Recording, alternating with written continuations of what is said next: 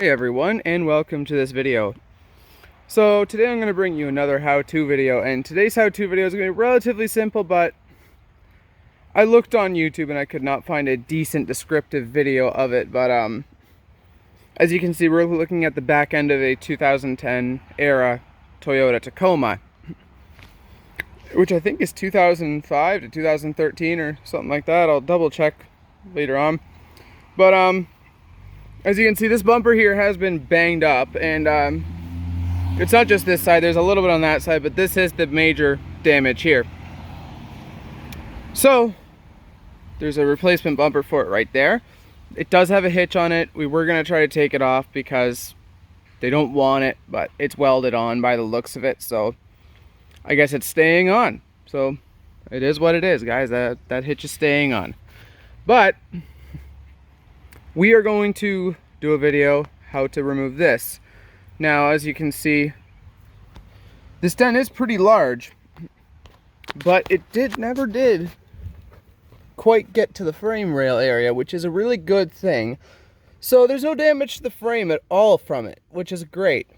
So it's just a cosmetic dent in the bumper, so we can easily just fix it. Now, I'm not exactly sure where the mounting points are, but if you have a hitch and you want to put it on or take it off, if it's not welded, of course, like that one is, you pop this cover off and there's 2 bolts here, but we are not dealing with that. So there's Phillips head there, Phillips head there we're going to have to remove. Pop these out. I'm assuming, I haven't done it yet, but I just see these little Phillips heads there, and it would just make sense. I'll tell you guys details if there's another step, but it looks like that's all there is to it. But underneath, then we'll go underneath and we'll see once I have these lights out. I think there's only 3 bolts on either side that hold it up. There's no bumper sensors in this one, so there's really nothing to worry about as far as sensors go and wiring other than these. So without further ado, let's get these off now, and then we'll get back to you on the actual removal of the bumper itself. Okay, so that was really quite simple. I popped those out, and it was so simple. The one of them, this one here, I did pop the whole housing, which was a little bit of a challenge because of how dirty it is, but this one here, I did just twist the bulb out. It worked fine. It's actually easier to twist the bulb out, so that's the approach I will recommend to you. You literally just unscrew that screw from the bumper, pull this out.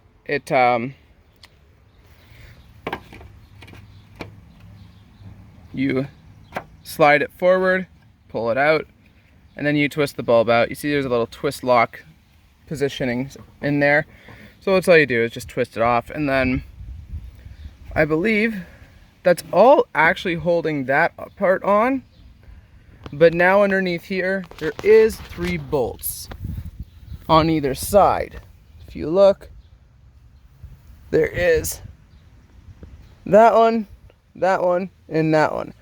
And I believe that might be all, but we'll get those taken off and we'll figure it out. And we'll show you what size they are. I think they're an 18 or 19 maybe. They look about that. So we'll get that going, and we'll get the bumper loosened off for you and explain exactly how it came off. Okay, so we've got the bumper off now, and I was correct. They were the 3 bolts on the side, and the size we used was a 11/16. Now, I'm sure this was a metric size, but whatever fit from my toolkit, that's what I used, an 11/16 fit. So really all you need is a Phillips screwdriver and 11/16 with 1/2-inch drive ratchet and a 24-inch breaker bar. That's all I used to get this bumper off. And if you're doing this by yourself, just in case, to hold it up so it can't drop, you use ratchet straps to these holes coming up the front over the tailgate, and hook them onto these hooks.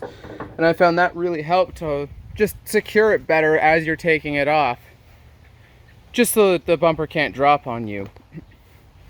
But anyway, so that's off now. We're gonna tuck that off to the side, and we're gonna lift this new one up onto the back of the truck and then slide it in place. I did not take off the very back bolt completely, because what the plan is, I'm gonna slide it into it well it's held up and put the ratchet straps back on it to pull it up into place again. So I'm going to use the ratchet straps once again to help me hold it in place so it can't fall down. So I can't really film it because, well, it's a job that requires every bit of me. So but I'll show you how I orient the ratchet straps after, if I remember, just so you guys know how to do it. But basically it goes from the license plate light holes over the tailgate to the hooks in the box right there, and it seems to work pretty good. It didn't have a problem for us doing it that way. So anyway, we're gonna get this new bumper that's in the bracketry's in worse shape, but the dent is not there onto this truck. So we'll get that on, and then, well, I'll show you the finished product. Okay, so the bumper is back on now, and I said I was going to show you sort of how I did this to hold it up so it can't fall down. Brought the ratchet strap from this hook here in the floor to, actually I put it in this hole originally, but you could either do it underneath the bumper here or in this hole here. It really doesn't matter which one you do. They both achieve the same thing, but as you can see, this side of the box has been a little bit tweaked from when it got bumped, but unfortunately it is what it is. It looks a lot better without the massive dent in the bumper, but it got just a bit tweaked. But yeah, anyway, so another little tip I have is I used a jack in the middle, and if you have a bigger jack you can go by the sides too, but this one just doesn't reach the sides. I used the middle of the bumper, lift up on it, we slid it up in, lifted it, and then I sat on the ground and I kicked it lightly to the point where it needed to be, and then I just put the bolts in then, and then it was all good. Now we were hoping to take the bracket from that one and put it on this one, but then looking at it, they welded the hitch on this one at the looks of it, and I just didn't feel like fighting with the welding. So, and I didn't want to grind off the welds, so it is what it is. It's on there. The dent is not there anymore, but it does look like this side's out a bit, but that is because when this bumper came in, it did bend this rear quarter in just a little bit. Totally fixable. It didn't leave any dents, but what is going to have to happen is a little bit of sanding, a little bit of touch up, and a little bit of re-clearing there. But not a big deal. It is what it is. It's not a big deal. You can relatively easily fix that, and well, that should be good as new again. Looks like it got bumped there too a little bit, but whatever. Now there's a few other things that could be done with this truck, like that taillight has water in it, but it's a 2010, and I think it's a pretty common issue to have water in the taillights on these. But anyways, that is how you change a bumper on these, and as you can see, all the bolts are back in on the sides, right up there. So, oh yeah, and I put the license plate lights back in already too. Those were just literally those little Phillips screws. Push them forward, and then they pop out.